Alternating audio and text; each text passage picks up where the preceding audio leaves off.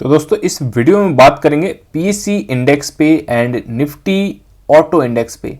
ठीक है, तो ये दोनों इंडेक्स की हम लोग यहाँ पे एनालिसिस करने वाले हैं और लॉन्ग टर्म एनालिसिस होगी। देखो एनालिसिस जो है ये चैनल जो है मोस्टली लॉन्ग टर्म इन्वेस्टमेंट के लिए है, एक पोजिशनल ट्रेडिंग के लिए है। और अभी इस टाइम पे तो वैसे भी आपको 4% 5% वाले प्रॉफिट के चक्कर में नहीं रहना है, क्योंकि ये सेम चीज़ मैं आपको बता रहा हूँ कि मौका है। देखो मौका जब भी रहता है ना, ऐसे गिरावट के फेज में एक्यूमुलेट किया जाता है और एक्यूमुलेशन जो है वो 2-4 दिन का काम नहीं होता, सालों साल की मेहनत रहती है। अब ऐसा नहीं कि 20 साल लेके बैठो, बट ये 2 साल 3 साल की जो मेहनत रहती है ना, वो आपको एक बड़ा रिटर्न देके जाती है।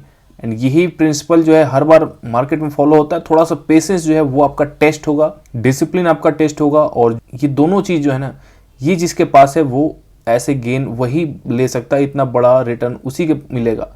क्योंकि आप देखोगे तो म्यूचुअल फंड वाले क्यों सक्सेस होते हैं, क्योंकि वहाँ लॉन्ग टर्म में एसआईपी चल रही है एंड इसीलिए वो फायदा पूरे बुल रन का लेके जाते हैं, क्योंकि वहाँ पे आप डेली डेली इधर उधर नहीं भटकते हो। इधर उधर डेली डेली भटक के ना फिर आपको अल्टीमेटली कुछ गेन बहुत ज़्यादा नहीं होगा। आपको लगेगा कि हाँ आप 400-500 प्रॉफिट कर रहे हो, अगर आप वो भी कर रहे हो तो भी ठीक है, उसमें भी कंसिस्टेंट रहना पड़ेगा। तो मेन कंसिस्टेंसी जो है, अगर आप इन्वेस्ट कर रहे हो या क्वांटिटी बिल्ड करो तो कंसिस्टेंसी जो मेन यहाँ पे कंसिस्टेंसी मैटर करती है।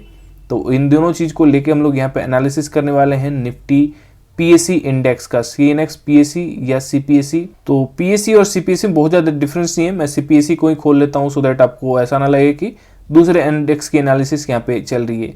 तो देखो चार्ट आपको दिख जाएगा, काफ़ी पुराना चार्ट है, बट चार्ट देखो खैर ये तो ज़्यादा कुछ नहीं दिख रहा है। अभी करंट आप देखोगे तो काफ़ी अच्छी खासी गिरावट दिखने को हमें मिल रही है। बहुत दिनों से गिरावट चल रही है, ऑलरेडी ये 25% 27% तक जा चुकी है गिरावट। और इसमें मैंने आपको बताया था कि ये एक चैनल में ट्रेड कर रहा है, तो इस चैनल को देखना काफ़ी इंपॉर्टेंट होगा। ये चैनल काफ़ी पहले हमने ड्रॉ किया था। अगर आपको चैनल ड्रॉ करना आ गया होगा तो अब आप इजीली सपोर्ट रेजिस्टेंस निकाल सकते हो। सपोर्ट रेजिस्टेंस क्यों जरूरी है, बहुत लोग बोलते हैं ज़रूरत नहीं है। तो भाई देखो ये प्राइस एक्शन की चीज़ें हैं, यहाँ पे आप थोड़ी टाइमिंग अपनी सही कर सकते हो। यानी कि सपोर्ट पे जब कोई बाइंग करता है तो बाइंग से याद आया, देखो यहाँ पे कोई बाइंग सेलिंग रिकमेंडेशन नहीं है, जस्ट लर्निंग पर्पस के लिए हम लोग डिस्कस कर रहे हैं कि सपोर्ट पे बाइंग कैसे की जाती है। हमेशा नीचे वाले जो लेवल्स होते हैं, नीचे यानी कि जब भी सपोर्ट का लेवल मिले, जैसे कि यहाँ ट्रेंड लाइन है तो सपोर्ट के लेवल पे बाइंग की जाती है, ना कि ऐसे ऊपर वाले लेवल्स पे। तो देखो यहाँ साफ साफ आप देख पाओगे कितने बार रेसिस्टेंस मिला है। एंड ये सेम चीज़ हम लोग, मुझे लग रहा है यहाँ ऊपर वाले जैसे ये दूसरा पॉइंट कंफर्म हुआ था ना, इसी पॉइंट से हम लोग बात कर रहे हैं जब ये मूविंग एवरेज के पास था। तो अभी काफ़ी नीचे वहाँ से भी ये आ चुका है। और वैसे भी थीमेटिक ईटीएफ है, काफ़ी ज़्यादा चल चुका है, बहुत ज़्यादा चला है। पिछले अगर कोरोना के बाद देखोगे तो ये बहुत ज़्यादा चला है। एक बार रिटर्न देखते हैं कि इसने कोरोना के बाद एक्चुअल में कितना % का रिटर्न लगाया। तो ये जितना हाई लगाया ना 559, यानी 6.5 गुना आपके पैसे ज़्यादा हुए। ठीक है, ये 559 ये तो 550% आपको दिख रहा होगा, लेकिन एक जो 100% आपका कैपिटल भी तो है, तो वो भी जोड़ा जाता है। उसके ऊपर अपने 550% के रिटर्न बनाए, इसलिए कैपिटल जो है वो एक्चुअल में 6.5 गुना हुआ। तो इतना बनाने के बाद आपको क्या लग रहा है, ये इस तरह से गिरावट आनी चाहिए कि नहीं चाहिए? कॉमन सेंस क्या बोलता है? इसलिए कॉमन सेंस इन्वेस्टिंग बहुत बड़ी चीज़ होती है। इसमें ना ही आपको प्राइस एक्शन देखना है, ना ही कोई रूल फॉलो करना है। ये सिंपल बताता है कि इतने ज़्यादा भागने के बाद ना एक गिरावट जो है करेक्शन आएगा। और करेक्शन आज नया नहीं है, मार्केट हमेशा ऐसे ही चलता है, लड़खड़ाते हुए चलता है, ऊपर नीचे मूवमेंट, स्विंग्स आती हैं। तो स्विंग्स जिसको पता चल गया कि हाँ स्विंग्स आनी है, तो वो वेट करेगा। जब भी ऐसे ऊपर जाने वाला फेज रहेगा ना, ये इस फेज में वो वेट करेगा एक प्रॉपर स्विंग बनने का, नीचे की तरफ आने का, तब जाके सपोर्ट पे बाइंग की जाती है। अब यहाँ पे भी अगर सपोर्ट देखोगे तो सपोर्ट किस तरह से ऐसे निकाला जाता है। सपोर्ट निकालने में बहुत ज़्यादा बड़ा काम नहीं करना है, बट सपोर्ट से इतना फ़ायदा होता है कि आप करेक्शन में लेते हो, ना कि आप टॉप पे लेते हो। ठीक है, तो बहुत सारे तरह के सपोर्ट होते हैं, डायनेमिक सपोर्ट, स्टैटिक सपोर्ट।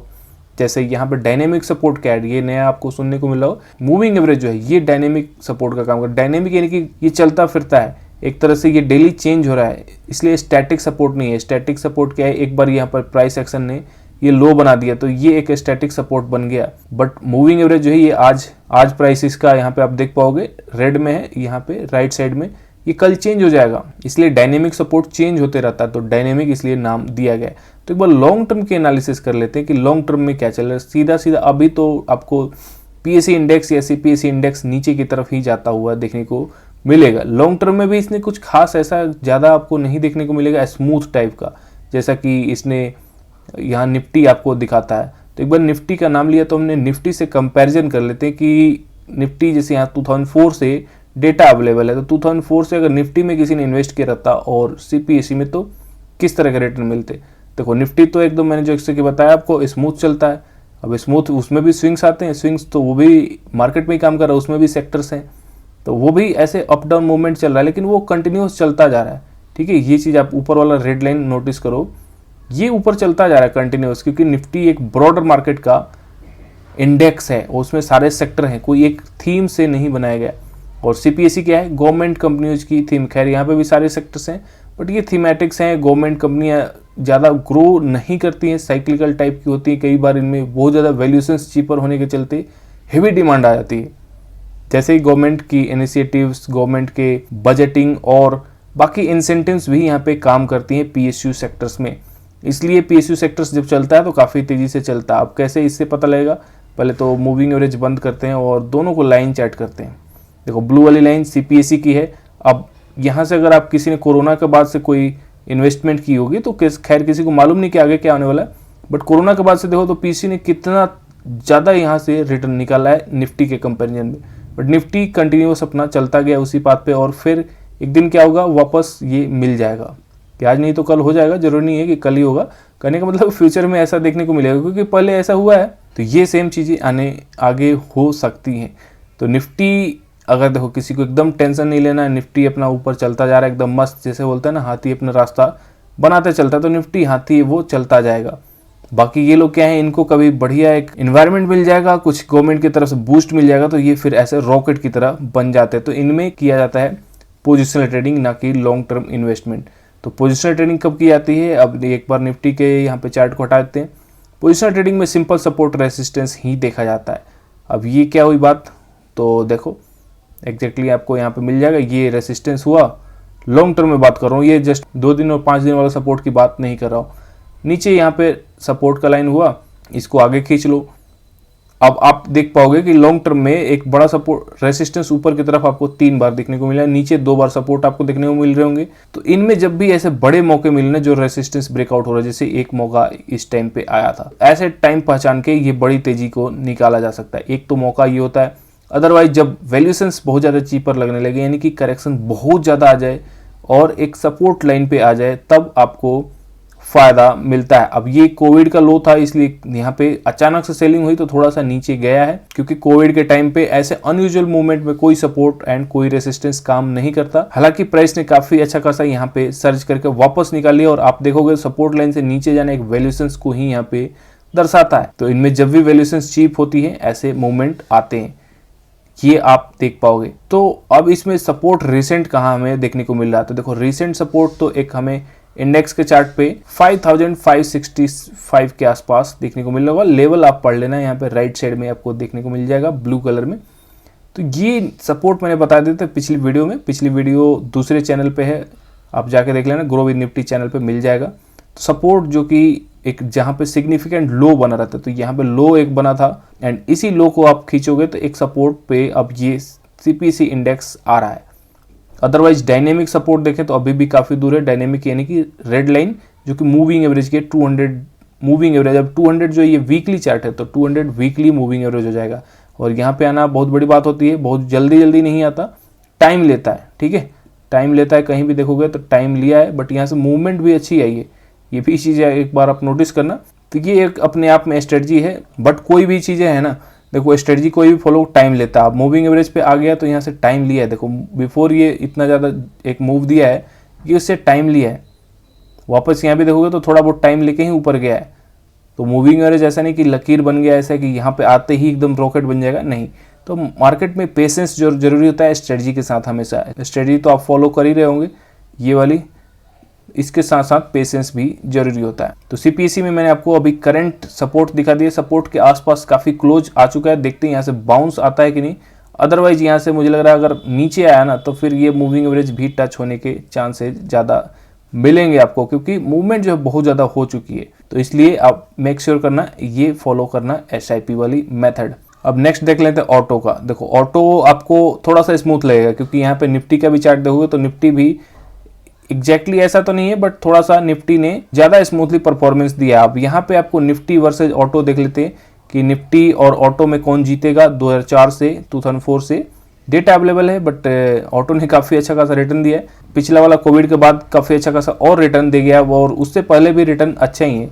तो लॉन्ग टर्म में देखोगे तो निफ्टी ऑटो ने बीट किया एक्चुअल में निफ्टी को। बट यही सेम चीज अगर मैं लास्ट के 10 ईयर्स में दिखाऊं, जो कि आप 20 ईयर्स में देख रहे थे, तो 10 ईयर्स के लिए हमें चलना पड़ेगा 2015 में।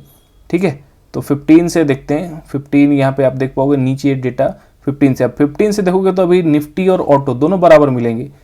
क्यों?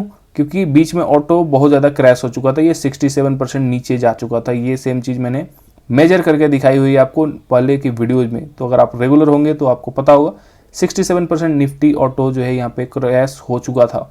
बट निफ्टी 50 जो है ये अपना जारी रखा है, एंड इसी तरीके से ये अपना चलता जा रहा है। जो कि हम लोग बात कर रहे हैं, हाथी अपना रास्ता पे चलते जाता है, चुपचाप इधर उधर का नहीं सुनता। तो ये निफ्टी इस तरह से दिखता है हमें। अभी देखोगे प्रेजेंट टाइम में तो निफ्टी एंड ऑटो दोनों बराबर ही आपको देखने को मिलेंगे। तो लास्ट 10 ईयर्स में दोनों के रिटर्न सेम है। तो मैटर करता है कि आपने कब किस में इन्वेस्ट किया। अब यही किसी ने कोरोना में देखा होता तो कोरोना में ऑटो जीत जाएगा। अगर लॉन्ग टर्म में देखोगे 20 ईयर्स में तो फिर ऑटो जीत जाएगा। तो कहने का मतलब है ऑटो थोड़ा सा साइक्लिकल टाइप का है और बहुत ज़्यादा नहीं है, मेटल वेटल जैसा नहीं है। बट यहाँ पे तेजी जब आती है तो बहुत तेजी अच्छी आती है, और मंदी चलती है तो मंदी भी थोड़ी लंबी ज़्यादा चल जाती है निफ्टी की अपेक्षा। तो अभी मंदी का टाइम लग रहा है इसमें, क्योंकि अब गिरावट देखो इसमें भी सीपीएसई की तरफ बहुत ज़्यादा मूवमेंट आई है, तो एक गिरावट करेक्शंस बनता है। अब रिसेंट का सपोर्ट कहाँ पे देखने को मिलेगा?